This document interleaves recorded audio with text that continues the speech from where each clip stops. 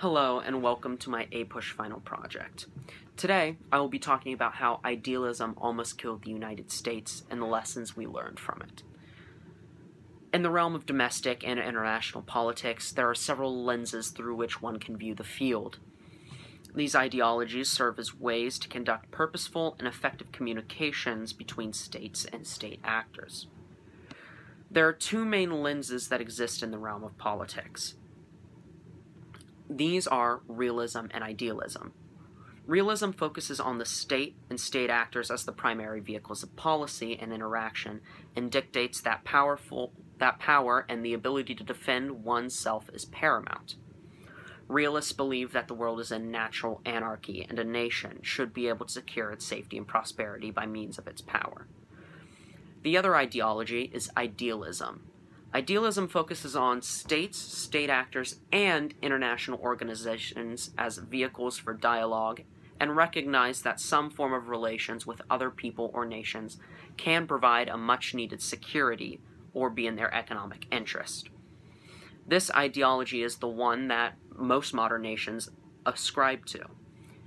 Idealism has long been thought of to be the more peaceful and noble approach, and upon first glance, one might agree. Of course, it makes sense that an idealist world would be a better, more peaceful one. So, from a moral standpoint, idealism can look really shiny. However, did you know that idealism almost killed the United States? Bear with me here. Everyone knows about the diametrically opposite Thomas Jefferson and Alexander Hamilton. These two are considered founding fathers of the nation and fought at almost every turn. Hamilton was remarkably realist in the sense that he believed in a strong federal government with an army to match, and a regulated economy run on debt and stimulated by foreign money from Britain. In other words, Hamilton believed that money and government was power, and that power was necessary to the survival of the state. Jefferson, a rampant Renaissance thinker, scoffed at the idea of large government. Being raised on the Virginian planter way of life, he believed that each person, except for women and non-whites, should be able to self-determine and make their own way in the world. He brought this dogma to Washington, fighting for a small federal government and an army just big enough to defend the fledgling nation. Any other type of government and military would have the ability to infringe on man's natural rights and liberties, as well as the natural rights and liberties of the states. These ideas were put into practice with the Articles of Confederation, and everyone is aware of the disastrous outcome. With the federal government unable to levy effective taxes due to a clause stating that it had no right to instate taxes, it was reduced to asking the states for money.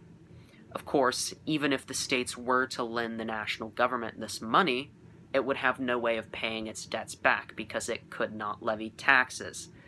Of course, when one has a surplus of money and someone asks, "Hey, can I use that? I might pay it back." Never. The answer will always be no.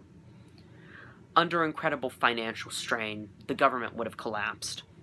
This is a direct example of how Jeffersonian and Virginian idealism came close to destroying the United States.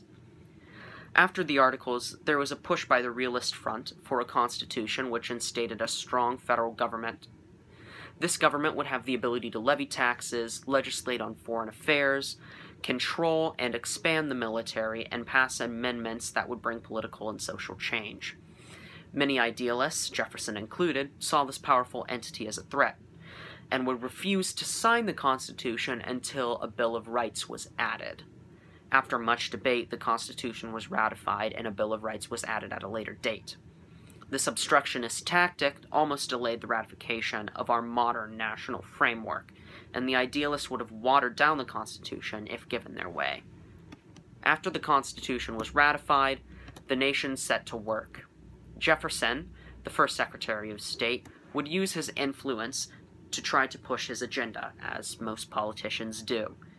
He supported and advocated for the planter aristocracy in the South and was very vocal for states' rights.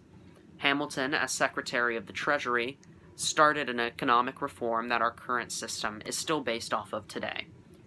Hamilton created a national bank, national debt, regulated the market, and tried to strike trade deals with Britain, something idealists would despise.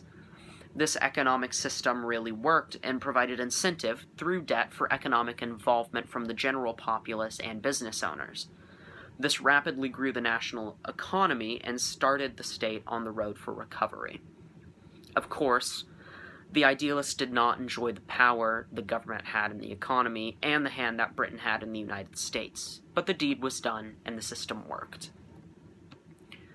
Idealist thinking still continues to this day. And please don't get me wrong, idealism is not bad or incorrect, but it's important to remember that idealism is not always good or correct. There is no one way to run a nation or conduct international affairs, and realism worked in the example of the United States. Thanks for watching. I hope you enjoyed my video.